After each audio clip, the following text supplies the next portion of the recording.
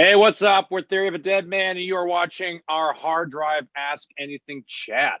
Thanks to Lou, Brutus, and United Nations for having us on tonight to talk about our single Strangers. Well, we better get started because there's a ton of questions here, and I haven't read them, but this will make it more exciting. The first one, though, is addressed to you. It says, well, it's from Tyler in Las Vegas, Nevada, and also says, hello, Tyler. I've been a great fan since I was 12, and I'm now 17.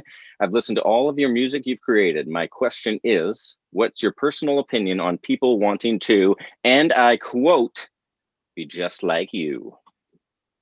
This sounds like something that I had sent to myself. Tyler from Vegas. I don't know.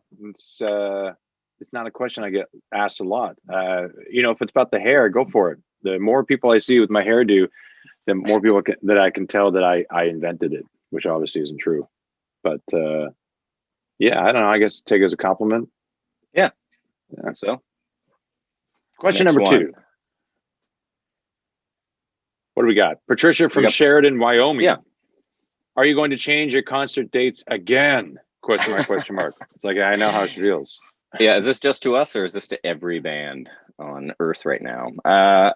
We don't know. You know what? We literally make concert dates and cross our fingers that we will soon get airplane tickets and get to go and fly out and play some shows. But, it's not just our decision. We have a bunch of people, a big team that's trying to make the safest, smartest decisions. So unfortunately, we really just don't know right now. Hopefully not. Yes. I concur, David. Yeah, Lena from Duluth, Georgia. Do all the band members have a significant other? All but you, Ty, the one eligible bachelor in the band. I am. I do have a Betty White Chia Pet, which might qualify. Might qualify. I just actually got her booted up again. I got the chia seeds on her. It's not growing though. I might have to get new chia seeds. I'm not sure. I'm being impatient. But yeah, the rest of us all have significant others. Yeah, so we all do, all 4 of us. Sean from Duluth, Minnesota. How many instruments can each of you play at the same time? Good question. Well, just one at the same time, but I can play. I can really only play guitar, but I could probably play all of them. So how many guitars are there on Earth? I probably could play a couple million. 17. Million instruments. Joe is a multi-instrumentalist. He can play some bass and guitar and drums and sing and do all that. I think, Ty, you got some piano to your cred. Guitars. I'm pretty much like, I'm over here. That's right. Yeah. Some harmonica, Once you can start to play one thing, you just feel the confidence that you can play anything well enough to say that you can play it. Hey, can you play the mandolin? Yeah, I can play it. Sure, I can play it. If you had a mandolin, Dave, which I'm sure you do, I do, would you name it like Mandalorian? That's a good name for. That's a great name for a mandolin. Mando. Pass me the Mandalorian. What do we got? All right, we're moving on. Let's go. Olivia from Green Bay, Wisconsin. What inspired Strangers?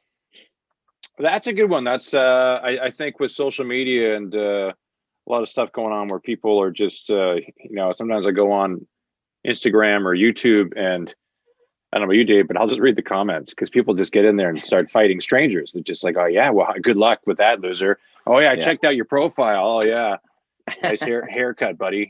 And it's just like, my God, people, it's just gotten so bad. But I think it just was like that. It's like how all of a sudden we just are like trying to find people to pick fights with. But that's kind of where it started. It started with this next question. What's your favorite, Lynn from Vancouver, favorite White Claw flavor? Oh yeah, buddy? That's a stupid flavor. My flavor's better. I don't actually know a lot of White Claw flavors. Do you?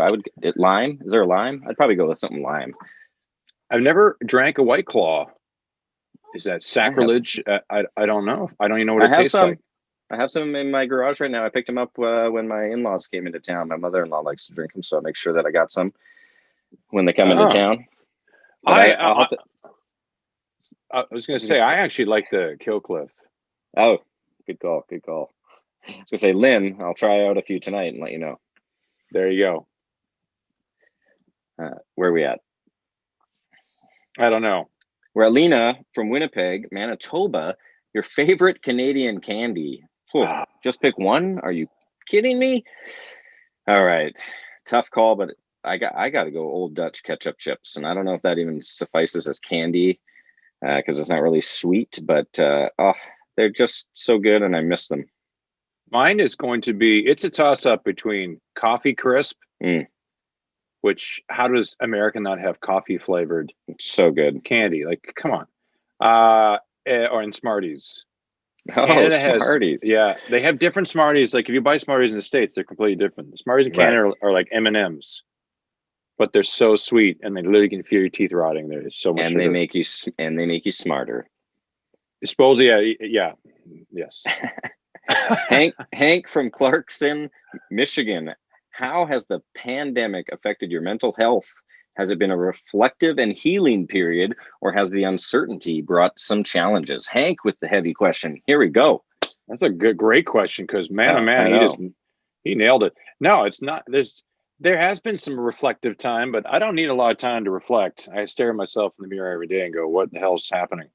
So no, I've been a lot of uncertainty. I'm actually looking forward personally to the vaccine just for I think the peace of mind, if anything else. I think I'm such a hypochondriac that it bothers me. Dave? Yeah, I think a lot of the same. I mean, it's funny is that in this weird way, touring and doing it for like 20 years, it's almost a way to hide from your own thoughts at times. It's like, well, you know what? I'm feeling a little bit, oh, guess what? Going on tour and everything's going to be peachy keen.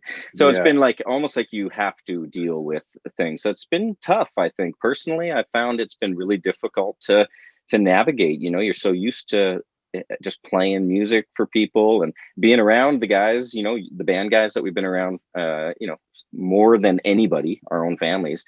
So it's been definitely difficult for me, and I'm looking forward to it getting back and happening again, and us getting back to what we consider our normal lives again. Great question, Hank. Honk. It's pronounced honk. Okay. Like Frank. We're going to Thunder Bay, Ontario. Yes. Isabel, what was your childhood and high school years like growing up in BC, and how has it influenced your music? I mean, we're getting to some deep questions now. I love it. Yeah. Well, I mean, I forget, like growing up in BC, it's like you get desensitized. You forget. It rains a lot, but like you got the Pacific Ocean, and you've got you've got the coastal mountains. What are those mountains? Mountain ranges called? The Rockies. You got the Rockies. It's ridiculous. Like growing up in such an amazing place, especially if you're an outdoors person. But it was awesome. I just loved it. I think musically, it felt like the Seattle scene, the grunge scene, was really huge in British Columbia and Vancouver. It felt like in high school, those bands were just like right in your face. And I mean, I think that was a big part of what really kind of set my love of music in motion, was discovering a lot of those sounding bands. And so, I mean, I think, I don't know if that would have been the same had I grown up like in the East Coast. Maybe I wouldn't have been such a big grunge fan and had that influence on my music. So, I mean, yeah, I think, I definitely loved, and I miss BC too. Yeah. Let's go to Riley. You got that one? Riley from Greendale, Indiana. Right. First off, you guys are amazing, and I love you guys so much. Oh, thank you. Now my question: who has the nicest house? ... Car ... Interesting question. Joe. Well, Joe's got to have the nicest car. He's got a Tesla, so he's got me beat anyway. I mean, I don't. I got kids. I got a Volvo. I drive a vehicle for them. But yeah, but it's not a. You don't have like. Do you have? The Volvo is kind of like it's like the really, really nice Griswold's station wagon. That's right. It's like the best one you could ever get. It's like what is the model he has where it has the multiple headlights in the front? I don't know. It's like the Deluxe. You know, I'm not a car guy. So I'm not a big car guy, so I was never really motivated to have a real nice vehicle.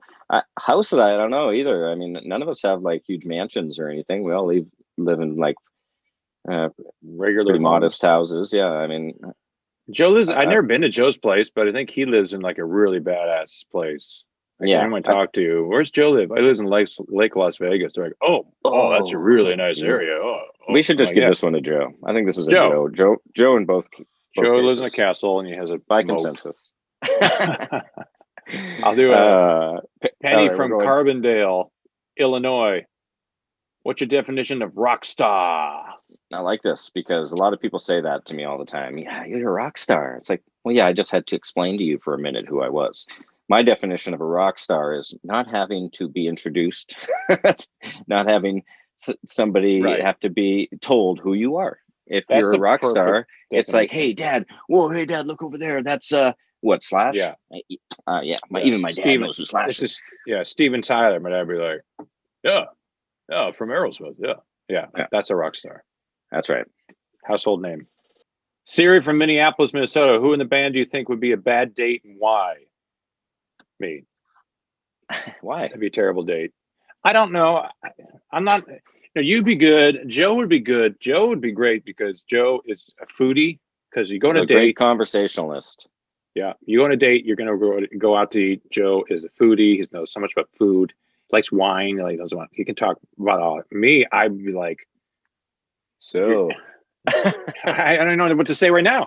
I'd be terrible. I seriously would be like on my phone or something. I can't date. And that's why we have one eligible bachelor. That's it. That's right. You guys have figured it out. And well, that's the end. That's all the questions. Thanks again to Lou Brutus and the United Stations for having us on for our hard drive Ask Anything chat and for supporting strangers. Ton of fun. See you guys soon. Hopefully on the road.